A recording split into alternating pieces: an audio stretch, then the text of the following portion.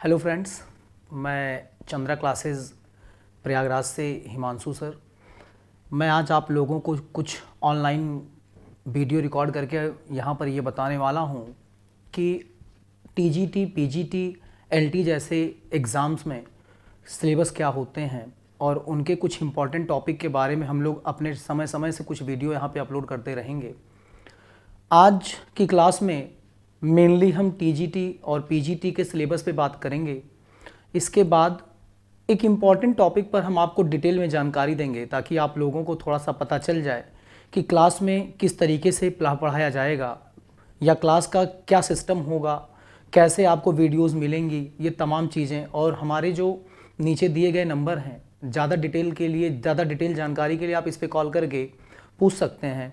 Management में ये आपको पता चल जाएगा। तो ठीक है, आज हम आपको स्टार्ट करके बताने जा रहे हैं कि किस चीज़ पे हम चर्चा करने वाले हैं। सबसे पहले हम लोग टीजीटी पीजीटी का सिलेबस समझ लेते हैं। इसके बाद फिर हम वो इम्पॉर्टेंट टॉपिक यहाँ पर बताएंगे जिसके रिगार्डिंग मैं यहाँ पे आया हूँ और उसको फिर अच्छे से समझा दूंगा ताकि आप सब समझ जाएं। ठीक है, तो आज हम सबसे पहले जो बताने जा रहे हैं वो टीजीटी पीजीटी का सिलेबस है। ये देखिए, आप सबके आगे कुछ सिलेबस इस तरीके का आ गया। सबसे पहले मैंने यहाँ पर टीजीटी का सिलेबस लिख दिया है। मैंने इसलिए इसको यहाँ पर बताया कि आपको पता चल जाए। आप में अकाउंट है, स्टैट्स का मतलब होता है स्टैटिस्टिक्स, सांख्यिकी। तो अकाउंट्स और स्टैट्स यहाँ पर बेसिक है। अकाउंट्स में आपको वही journal, ledger, trial balance, balance sheet, partnership, तमाम चीज़ों को जो है पूछा जाता है। स्टैट्स में mean, medium mode, quartile division, dispersion, ये तमाम चीज़ें जो आपके आती हैं। अब यहाँ पर एक दूसरा भी सब्जेक्ट आता है, business organisation, business organisation and management. Business organisation में आपका बेसिकली क्या पूछा जाता है? बिजनेस ऑर्गेनाइजेशन में आपसे पूछा जाता है कि बिजनेस क्या है, ऑर्गेनाइजेशन क्या है, इनके डेफिनेशंस क्या है, मीनिंग क्या है, और इसके साथ साथ एनवायरनमेंट मतलब वातावरण क्या होता है, पर्यावरण क्या होता है, इंडस्ट्रीज क्या होती हैं, फैक्ट्री क्या होती हैं, तमाम चीज़ों को पूछा जाता है। इसके साथ साथ यहाँ पे मैनेजमेंट भी जुड़ा हुआ है। अब मैनेजमेंट में क्या आता है? मैनेजमेंट में मैनेजमेंट क्या है, मैनेजमेंट के प्रिंसिपल्स क्या हैं, मैनेजमेंट साइंस आर्ट के बारे में, मैनेजमेंट के प्लानिंग, मैनेजमेंट के स्टाफिंग, मैनेजमेंट का डायरेक्शन, कंट्रोलिंग, मोटिवेशन मतलब अभिप्रेरणा, इसके बाद नियोजन, इसके बाद आप कह सकते हैं कि नियंत्रण, समन्वय, तमाम चीज़ों को जो है आपको इसमें भी पूछा जाएगा। मैं आपको बेसिकली बताऊँ, आपकी जो क्लास होगी वो ऑनलाइन चाहे ऑफलाइन, हिंदी और इंग्लिश दोनों मोड में चलेगी। तो वैसे मुझे उम्मीद करता हूँ कि आप लोग मेरी बातों को समझ रहे होंगे। हालांकि मैं थोड़ा इंग्लिश ज़्यादा यूज कर रहा हूँ, लेकिन आप लोग फिर भी मैं हिंदी में बताऊँगा, आप समझ जाएंगे। और हाँ, आप एकदम निश्चिंत रहें, आपको क्लास दोनों मोड में इंग्लिश और हिंदी मिलेंगी। तो ये तो हो गया बिजनेस ऑर्गेनाइजेशन एंड मैनेजमेंट में। इसके साथ साथ इंटरनेशनल बिजनेस भी है। बच्चों को लगता है कि इंटरनेशनल बिजनेस तो आता नहीं है, लेकिन आता है। इंटरनेशनल बिजनेस में क्या आता है? इंटरनेशनल बिजनेस में इंटरनेशनल ट्रेड करते टाइम इनवॉइस कैसे बनाए जाते हैं, इनवॉइस में क्या क्या चीज़ें आती हैं, इसके अलावा इनवॉइस का कैलकुलेशन, इसके अलावा आप कह सकते हैं कि एक्सटर्नल ट्रेड मतलब अंतर्राष्ट्रीय व्यापार में एक इंटरनल होता है, एक इंटरनेशनल होता है। तो जैसे कि हम अपने देश के अंदर करते हैं इंटरनल, दूसरे देश से करते हैं तो इंटरनेशनल। तो ये तमाम चीज़ों को भी इसमें पूछा जाता है। इसमें कई प्रकार की संस्थाओं को भी पूछ लेते हैं। हालांकि उन्होंने सिलेबस में नहीं बताया, लेकिन जैसे WTO के बारे में पूछ लेते हैं, जैसे वो पूछ लेते हैं वर्ल्ड बैंक के बारे में, जैसे वो पूछ लेते हैं IDA के बारे में, इंटरनेशनल डेवलपिंग एसोसिएशन मतलब अंतर्राष्ट्रीय विकास संस्थान के बारे में। तो इन लोगों का सिलेबस जो होता है, आपको पता है कि जितना ये बोलते हैं उससे ज़्यादा ही पूछते हैं। तो हमें कंप्लीट जानकारी के साथ अपने चीज़ को तैयार करना होगा। इसके अलावा economics and Indian economy. Economics में आपको पता है कि इकोनॉमिक्स क्या है, मीनिंग क्या है, डेफिनीशन क्या है, मार्जिनल यूटिलिटी क्या है, मार्केट क्या है, और इलास्टिसिटी ऑफ डिमांड क्या है, तमाम चीज़ों को पूछते हैं। साथ में इंडियन इकॉनमी भी पूछा जाता है। इंडियन इकॉनमी में क्या पूछते हैं कि भाई नेशनल इनकम को कैसे मेज़र कर सकते हैं, एग्रीकल्चर क्या है। हालांकि इंडियन इकॉनमी में एग्रीकल्चर के साथ साथ पॉपुलेशन पे चर्चा होती है। इसके अलावा भी बहुत सी चीज़ें आ जाती हैं, GDP वगैरह के बारे में मैंने पहले ही बताइए, नेशनल इनकम मेजर करते टाइम सब चीज़ों को देखा जाएगा। हालांकि ये चीज़ यहाँ पे आगे इंफ्रास्ट्रक्चर मतलब सड़क, हॉस्पिटल्स, इन सब चीज़ों के बारे में भी चर्चा करते हैं वो लोग। और उस पर क्वेश्चंस आता है तो बच्चे कंफ्यूज हो जाते हैं। तो इन सब चीज़ों के रिगार्डिंग यहाँ पे जब हम क्लास रिकॉर्ड करेंगे और जब आप हमारी बैच 20 तारीख से, याद रखिएगा 20 तारीख से नया बैच हम स्टार्ट कर रहे हैं टीजीटी पीजीटी का। टाइम आपको बता दिया जाएगा, 3 मतलब वैसे बेसिकली 3 से 5 होने की संभावना है। मैनेजमेंट में आप बात कर सकते हैं नीचे दिए गए नंबर से। तो आप लोगों से पूछा जाएगा, सॉरी कि आप लोग पूछ सकते हैं कि भाई हमारी क्लास कब मिलेगी, तो आपको बता देगा पूरा मैनेजमेंट हमारा जो है। और कब से, 20 तारीख से, यही 20 जनवरी से हमारा नया बैच स्टार्ट हो रहा है। आर्मी स्कूल का जो आप लोग डालना चाहते हैं वो भी आप डालें। टीजीटी पीजीटी 3 से 5 हम लोग स्टार्ट करेंगे, सिलेबस यही है, ठीक है। इसके अलावा money and banking, money and banking भी आपके सिलेबस का पार्ट है टीजीटी में। मनी एंड बैंकिंग का सबसे इंपॉर्टेंट टॉपिक आपको मनी क्या है, मनी की थ्योरी, मतलब ग्रेसम का नियम, मार्शल का नियम, रॉबर्टसन का नियम, कीन्स का नियम, पीगू का नियम। इसके अलावा इसमें जो है आपका थोड़ा सा इंडेक्स वगैरह भी पूछा जाता है। मनी एंड बैंकिंग में बैंक के बारे में भी, आरबीआई क्या है, आरबीआई में नोट इशू कैसे करते हैं, आरबीआई फाइनेंसिंग क्या है, फिस्कल डेफिसिट, डेफिसिट फाइनेंसिंग मतलब फिस्कल डेफिसिट मतलब राजस्व घाटा, राजस्व घाटे की पूर्ति कैसे होती है, तमाम चीज़ों की जानकारी अगर आपको होगी तो आप मनी एंड बैंकिंग का पेपर भी अच्छे से दे सकते हैं। तो ये तो हो गया टीजीटी का सिलेबस। और टीजीटी के सिलेबस में आपको एक जानकारी मैंने एक नॉर्मल सी दी है, बाकी का सिलेबस आप नेट से भी ले सकते हैं, आप कहीं से भी पा सकते हैं। आपके पास अगर आप कहेंगे तो चंद्रा कॉमर्स जो हमारी क्लास, जो हमारी जो चंद्रा क्लासेज है, संस्थान है, यहाँ से भी आपको ये मिल जाएगी, ठीक है। इसके अलावा पीजीटी में हम आते हैं। पीजीटी में सबसे पहले अकाउंट्स पे चर्चा होगी। पीजीटी में सबसे पहले हम अकाउंट्स पे चर्चा करेंगे। अकाउंट्स में बेसिक अकाउंट्स भी आते हैं, जनरल, लेजर, ट्रायल बैलेंस के साथ साथ आपसे कॉस्ट अकाउंट भी पूछा जाएगा, मैनेजमेंट अकाउंट के भी क्वेश्चंस पूछे जाते हैं। इसके अलावा इसमें भी स्टैटिस्टिक्स, सांख्यिकी के भी टॉपिक्स आएंगे, सिलेबस का पार्ट है पूरा का पूरा। इसमें भी वही मीन मीडियम मोड है, इंडेक्स है, इसके अलावा क्वार्टाइल डिवीजन है, डिस्पर्सन है, बहुत सी चीज़ें हैं, जैसे आप हिंदी में बोलते होंगे माध्य, माध्यिका, बहुलक, ये तमाम चीज़ें जो है इसमें आएंगी। अर्थशास्त्र भी है, अर्थशास्त्र के साथ साथ इंडियन इकॉनमी भी है। इसके अलावा मैंने इसमें एक टॉपिक शायद छोड़ दिया है, मैं उसको फिर से यहाँ लिख दे रहा हूँ। इसके अलावा आपका एक टॉपिक जो आने वाला है वो ये है कि बिजनेस ऑर्गेनाइजेशन एंड मैनेजमेंट। इसमें भी बिजनेस ऑर्गेनाइजेशन एंड मैनेजमेंट मतलब व्यावसायिक संगठन एवं प्रबंध के भी टॉपिक आते हैं। तो आप लोगों को यहाँ पर देखने में ये लग रहा होगा कि सर टीजीटी पीजीटी का जो है आपने कंप्लीट सिलेबस एक बार में ओवरव्यू करके बता दिया, बाकी का डिटेल तो आपको मिल ही जाएगा। तो चलिए आज हम चर्चा क्या करेंगे। हमने अभी स्टार्टिंग से ही बताया कि एक ऐसा टॉपिक होता है जो आता हर बार है, लेकिन बच्चे पढ़ते नहीं हैं, पढ़ के जाते नहीं हैं। बच्चों को लगता है कि हमारे सिलेबस में नहीं तो पूछेगा क्यों। लेकिन आपको मैं बताऊं, आप बीकॉम किए, आप एमकॉम किए, आप इसके लिए एलिजिबल हुए, तो कहीं ना कहीं जो आपका एग्जामिनर है, मतलब जहाँ से ये एग्ज़ाम के पेपर बनते हैं, वहाँ पर आपसे ऐसे टॉपिक पूछा जाता है जो आपके सिलेबस का पार्ट तो नहीं होता है, बट कहीं ना कहीं उससे क्वेश्चन पूछ करके आपके मन में ये डाउट डाल देते हैं कि हम ब्रॉड स्कोप से भी पूछ सकते हैं, आप सिर्फ सिलेबस पे फोकस मत करिए। मतलब वो WTO, वो वर्ल्ड बैंक, वो IDA, वो तमाम चीज़ों के बारे में भी पूछते हैं। और बच्चे जब पढ़ के नहीं जाते तो बच्चों को लगता है ये तो हमारे सिलेबस में था नहीं, ये क्वेश्चन आउट ऑफ सिलेबस है, इसको कैसे पूछा गया। तो आप वहाँ पे एक्सक्यूज़ नहीं कर सकते या वहाँ पे आप ब्लेम नहीं कर सकते। उन्होंने तो कह दिया ना भाई, हम तो इंटरनेशनल ट्रेड पूछ रहे हैं, अंतर्राष्ट्रीय व्यापार पूछ रहे हैं, अंतर्राष्ट्रीय व्यापार की संस्थाएं हैं, तो आप कुछ नहीं कर सकते।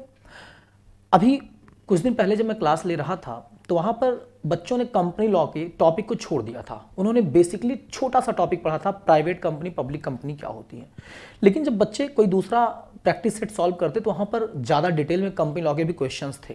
तो बच्चों को लगा कि ये कहाँ से आ गया, ये तो है नहीं। अरे भाई, बिजनेस ऑर्गेनाइजेशन का जो फॉर्म होता है, संगठन का जो प्रारूप होता है, उसमें भी कंपनी लॉ है। अब कंपनी लॉ तो आपको लगता होगा छोटा सा टॉपिक है, लेकिन वो इतना डिटेल में डायरेक्टर, वाइंडिंग अप, समापन तक आपसे पूछ सकते हैं। तो यहाँ पर कोई स्कोप डिसाइड नहीं कि कितना ज़्यादा ये क्वेश्चन आपसे पुटअप कर सकते हैं। आपको हर तरीके से तैयार रहना चाहिए। तो आज हम अब शुरू करने वाले हैं वो इंपॉर्टेंट टॉपिक जो हमें आपको बताना है कि WTO क्या है। लेकिन WTO की हिस्ट्री हम लेके आएंगे, उसके बाद फिर आपको समझाएंगे। तो चलिए हम इसको थोड़ा सा हटा देते हैं, फिर हम आपको आगे बताते हैं। तो ठीक है, आज बच्चों हम यहाँ पर आप लोगों को बताने वाले हैं कि WTO क्या है। सबसे पहले हमने सोचा कि आज एक ऐसा इंपॉर्टेंट टॉपिक उठा ही लेते हैं जो बच्चे कभी कवर नहीं करते, लेकिन एग्ज़ाम में आता है, डेट वाइज आता है, एग्रीमेंट के अकॉर्डिंग आता है, और क्वेश्चन जब बनता है तो कन्फ्यूज़न करता है। और एक क्वेश्चन 4 नंबर का लगभग होता है।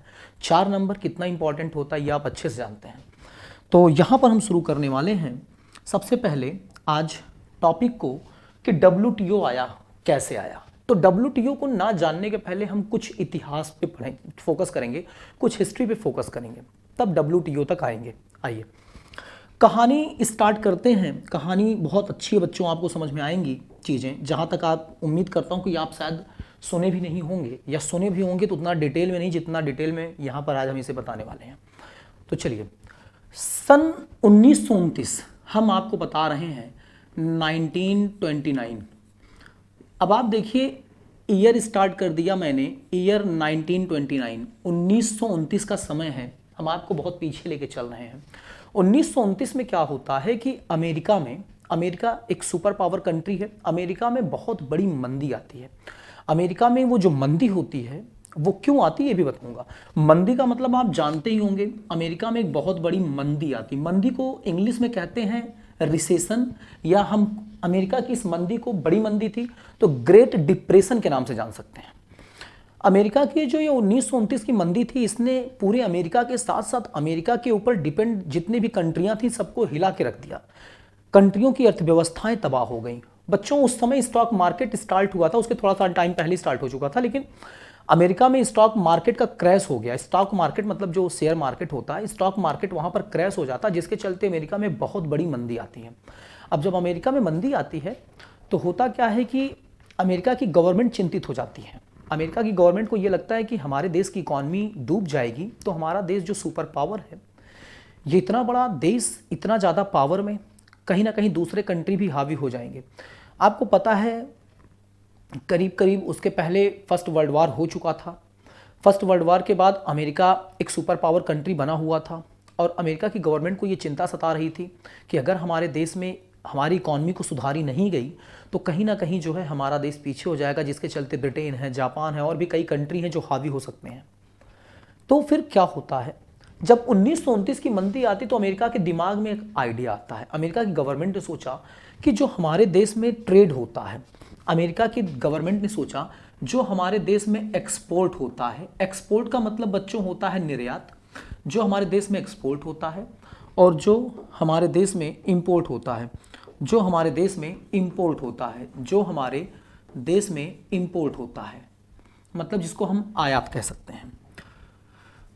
हमारे देश में जो एक्सपोर्ट होता है, इंपोर्ट होता है, हम इस पर कर लगा देंगे, हम इस पर ड्यूटी लगा देंगे, हम इस पर टैक्स लगा देंगे, जिससे क्या होगा, दूसरे देश से आने वाले हमारे यहाँ जो सामान हैं और दूसरे देश को बेचे जाने वाले जो सामान हैं, इस पर जब हम टैक्स ले लेंगे तो कहीं ना कहीं हमारे देश की जो इनकम है ये ग्रो करेगी। ऐसा अमेरिका की सरकार की सोच थी। इसी को देखते हुए अमेरिका की सरकार ने एक कानून बनाया। उस कानून का नाम रखा smooth, SMOOT, smooth Hawley, HAWLEY, smooth Hawley tariff act. इसका नाम था स्मूथ हॉले टैरिफ एक्ट। कब बना ये एक्ट? 1930 में। देखिए अमेरिका में मंदी आई 1929 में। 1930 में अमेरिका की सरकार ने एक कानून बनाया। कानून किसको लेकर के था? टैरिफ को लेकर के था। टैरिफ का मतलब होता है बच्चों कर, शुल्क, शुल्क कह सकते हैं आप। सर ये शुल्क का मतलब आयात निर्यात पर लगने वाला जो ड्यूटी होता है उसे हम टैरिफ कहते हैं।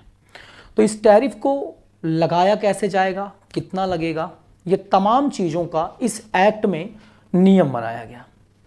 अब जैसा कि जाहिर है कि जब अमेरिका ये नियम बनाएगा तो अमेरिका के साथ जितने भी देश जुड़े हुए थे उनका व्यापार प्रभावित होगा। जब उनका व्यापार प्रभावित होगा तो उन लोगों का भी जो है एक सोच पैदा हुई कि हम भी क्या करेंगे कि एक टैरिफ को लेकर के रूल बनाएंगे। तो सारे देश जितने भी अमेरिका के टच में कंट्री थे, इन लोगों ने भी क्या किया, कुछ कानून बनाना चालू किया। तो एक प्रकार से आप कह सकते हैं कि टैरिफ का वार छिड़ गया। मतलब हर एक देश जो है टैरिफ को लेकर के आपस में मतलब अपनी अपनी टैरिफ बनाने लगे। अमेरिका को देख देख करके सारे देश जो है अपनी अपनी टैरिफ बनाने लगे। मतलब सारे देश अपने यहाँ कितना शुल्क लिया जाएगा आयात निर्यात पर, ये तय करने लगे, जिसके चलते अमेरिका ने तो ये किया ही किया था। ब्रिटेन, जापान, या फिर कह सकते हैं कि आप दूसरे भी देश, रशिया, ये सब क्या करने लगे, अपना अपना नियम बनाने लगे। तो जिसके चलते क्या हुआ कि व्यापार पर असर पड़ने लगा।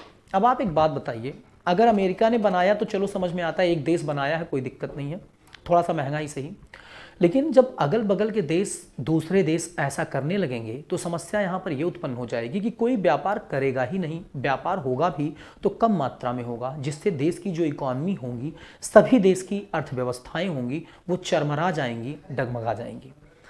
कहीं ना कहीं सारे देशों ने जब टैरिफ लगाया, शुल्क को ज़्यादा कर दिया, तो देशों के मन में कलेश जिसको आप कहते हैं, ईर्ष्या, जलन, एक दूसरे से आगे बढ़ने की परंपरा, होड़ मची हुई थी कि मैं ज़्यादा टैरिफ के माध्यम से अपनी इनकम को आगे कर लूँ। कोई देश सोचता था, ब्रिटेन सोचता था मैं आगे बढ़ जाऊँ, जापान सोचता था मैं बढ़ जाऊँ, अमेरिका तो ऑलरेडी राजा बना हुआ था। तो इन सब चीज़ों की बड़ी कुरीतियाँ वहाँ पे जन्म ले लेती हैं। तो फिर क्या होता है, धीरे धीरे कहीं ना कहीं आप देखिए 1929 की मंदी से बड़ा असर पड़ा व्यापार पर, क्योंकि सारे देशों ने शुल्क लगाने चालू कर दिए। उसके बाद ऊपर वाले की दुआ देखिए कि 1939 के समय में वर्ल्ड वार हो गया। 1939 में आकर के आप देखिए सेकेंड वर्ल्ड वार हो गया।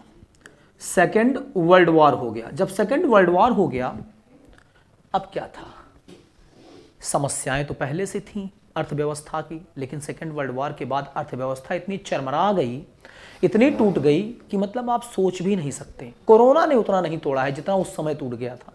आपको लगता होगा सर कोविड में तो टूटा, कोविड में बेटा रिकवरी तो हो रही है ना, कोविड में कहीं ना कहीं सारे कंट्री आपस में काम तो कर रहे हैं ना, लेकिन सेकेंड वर्ल्ड वार के बाद चीज़ें इतनी खत्म हो चुकी थी, ना तो इनके पास संसाधन थे, ना तो इनके पास टेक्नोलॉजी थी, ना तो एक देश दूसरे देश का मित्र रह चुका था, जो मित्र भी थे वो भी गरीब हो चुके थे, शत्रु देश भी गरीब था, जिसके चलते अर्थव्यवस्थाएं जब इतनी टूट गईं तो लोगों ने कुछ और सोचा। तब सारे देशों की जाके आंख खुलना चालू होती है, इन लोगों की तब आई ओपन होती है कि हम लोगों ने बहुत बड़ी गलती कर दी।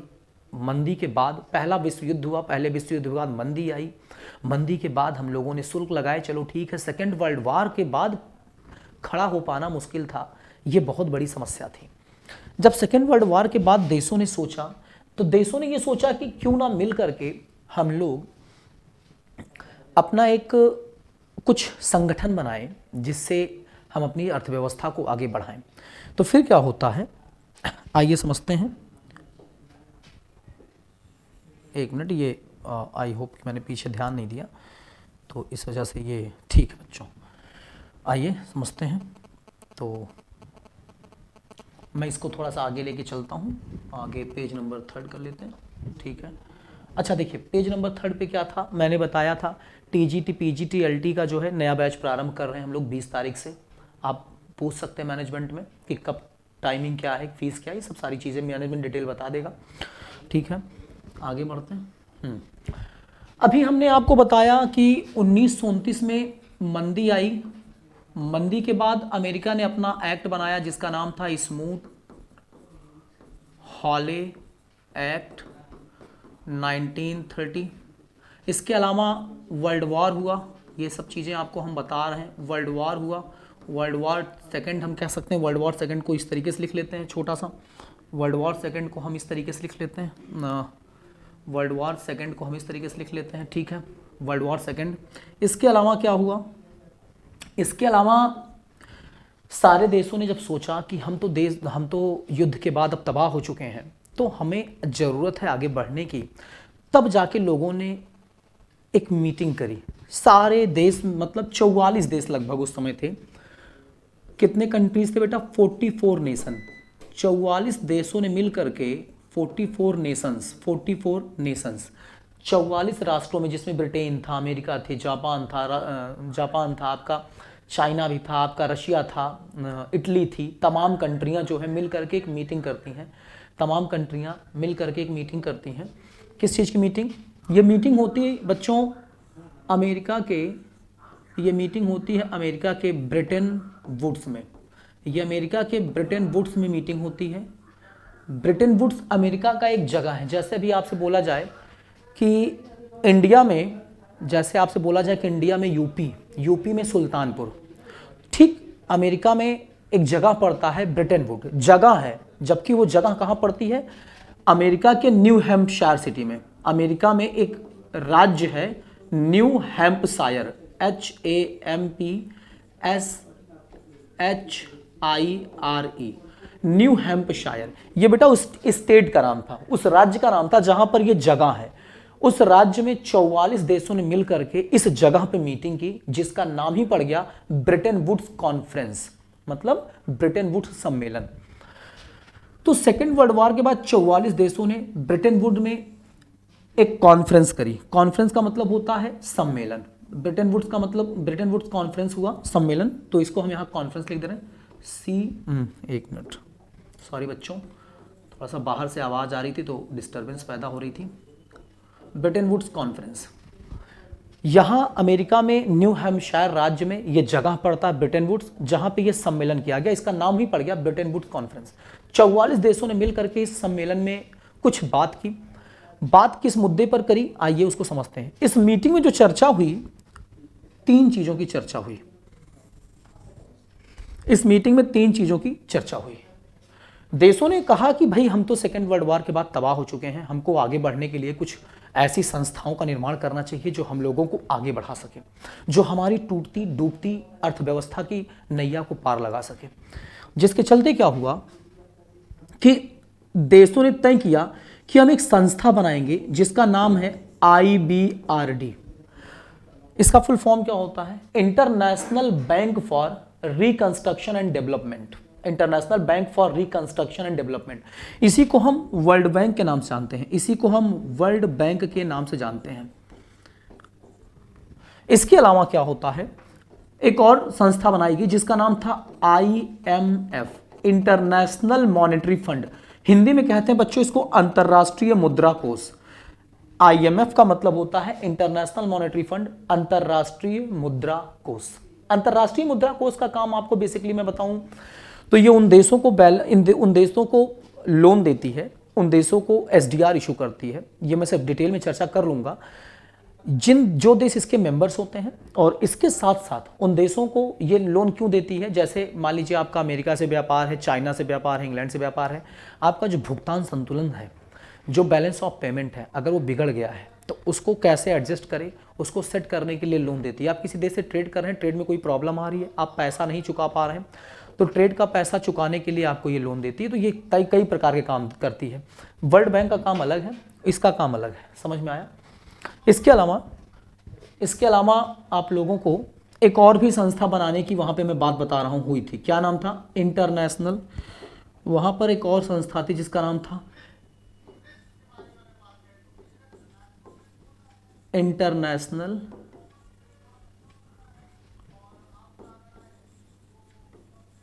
Trade organisation.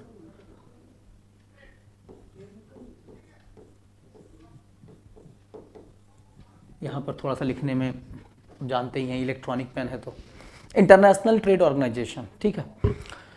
अब सुनिए, 44 देशों ने मिलकर के इस सम्मेलन में भाग लिया। सम्मेलन में बात हुई कि हम वर्ल्ड बैंक बनाएंगे, वर्ल्ड बैंक के साथ साथ हम इंटरनेशनल मॉनेटरी फंड बनाएंगे, इसके साथ साथ इंटरनेशनल ट्रेड ऑर्गेनाइजेशन बनाएंगे, अंतर्राष्ट्रीय व्यापारिक संगठन। लेकिन ये तो सक्सेसफुल हो गया, इस पे सारे देशों ने अपनी सहमति जता दी, ठीक है, इस पर भी सहमति जता दी, ये भी सक्सेसफुल हो गया।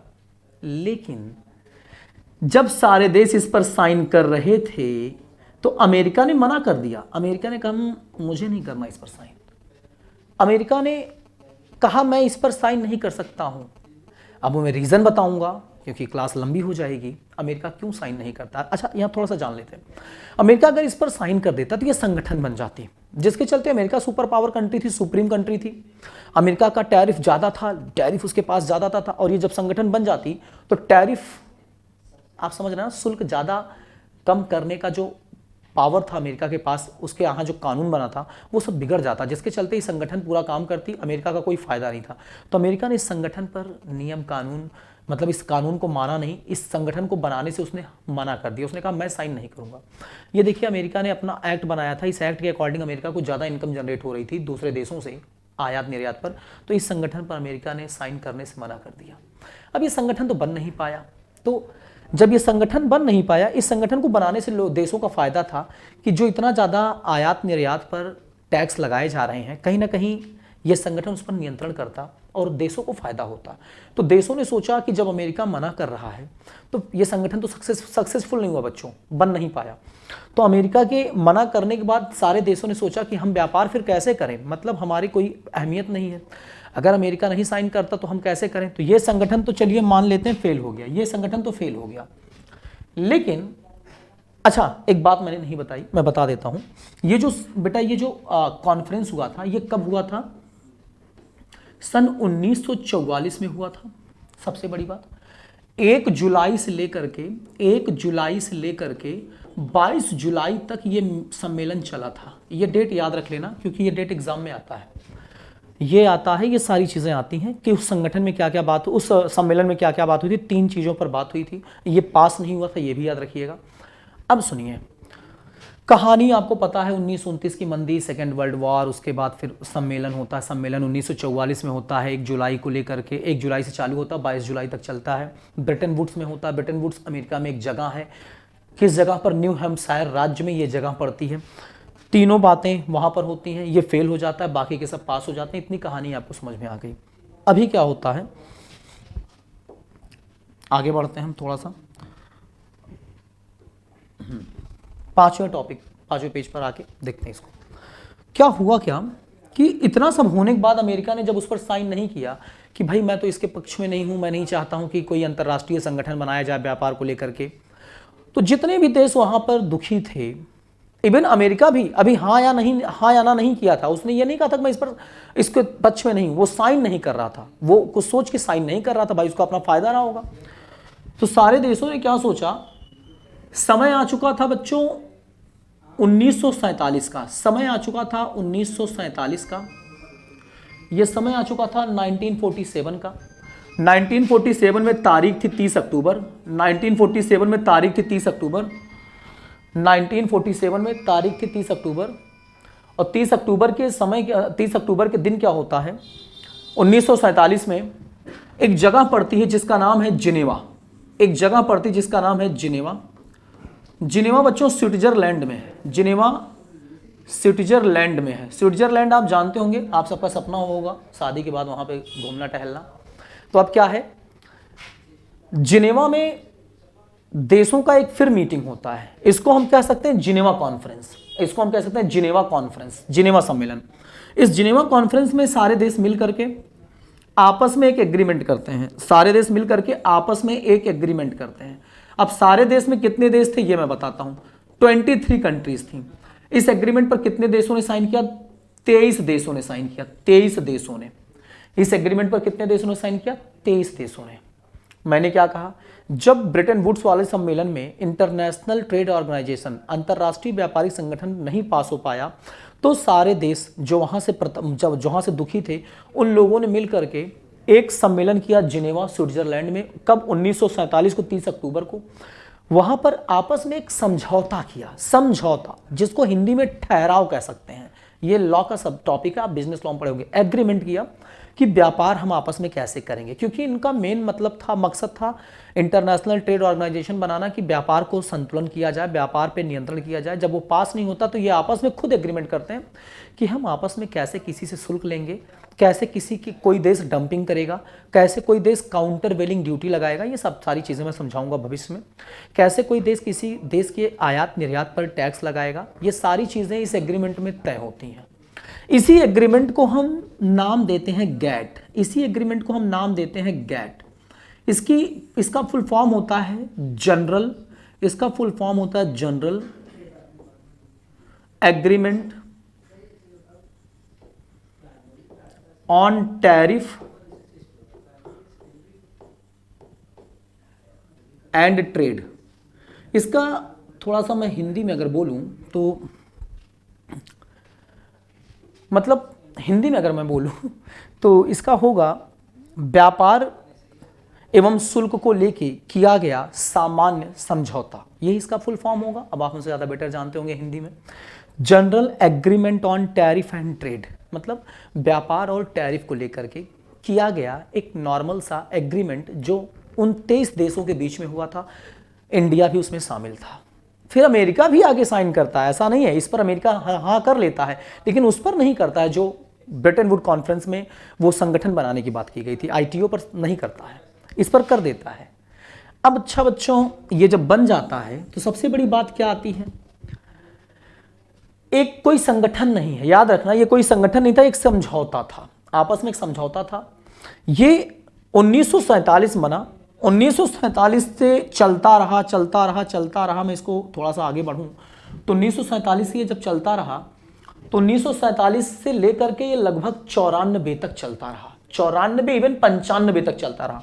जो हमारा गैट था, गैट बच्चों आपको पता है 1947 से लेकर के लगभग 1900 हम कहते हैं कि 1994 तक चलता रहा, लास्ट 94 तक, दिसंबर तक चलता रहा मान के चलो, क्योंकि 95 में 1 जनवरी को WTO आ गया था। अब मेरी बात सुनिए, ये कोई गैट कोई संगठन तो था नहीं, कोई संगठन बॉडी तो थी नहीं, कोई इसका प्रारूप नहीं था, कोई इसकी फिक्स जगह नहीं थी। गैट में 8 बार मीटिंग की गई थी, गैट के जो मीटिंग की गई थी उसको 8 बार की गई थी, जिसको हम राउंड के नाम से जानते हैं। गैट का जो मीटिंग हुआ था 8 राउंड हुआ था, तो इसको हम इसीलिए 8 राउंड कहते हैं। गैट में 8 बार मीटिंग हुई थी, 8 राउंड मीटिंग टोटल हुई थी। लास्ट मीटिंग जो गैट की थी, ये एग्जाम में आता है याद रखना, उरुग्वे राउंड। लास्ट मीटिंग जो गैट की हुई थी, URE,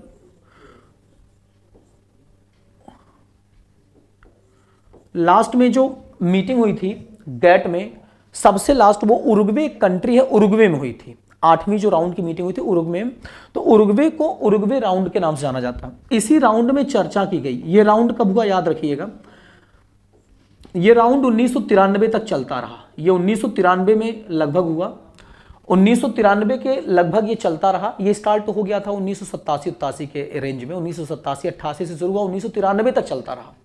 इसके बाद उसी राउंड में ये तय हुआ कि भाई कोई संगठन तो गैट है नहीं, जिसके चलते हम प्रॉपर एक जगह पे मिल नहीं पाते, कभी इस देश में मिलना है तो कभी उस देश में मिलना है तो कभी उस देश में मिलना है, जिससे सरकारों को, मेंबरों को प्रॉब्लम आती थी। तो इसका एक प्रॉपर बॉडी बनाया जाए, और इसके अंदर भी कुछ कमियां थी, जैसे गैट एग्रीकल्चर को लेके कोई बात नहीं करता था, इंटेलेक्चुअल प्रॉपर्टी राइट मतलब बौद्धिक संपत्तियों को लेके, जैसे पेटेंट, कॉपीराइट, ट्रेडमार्क जैसी चीज़ों को लेके कोई बात नहीं करता था। इसका भी स्कोप, इसका भी क्षेत्र सीमित था। इसको बदलने की, इसमें सुधार करने की सख्त आवश्यकता थी।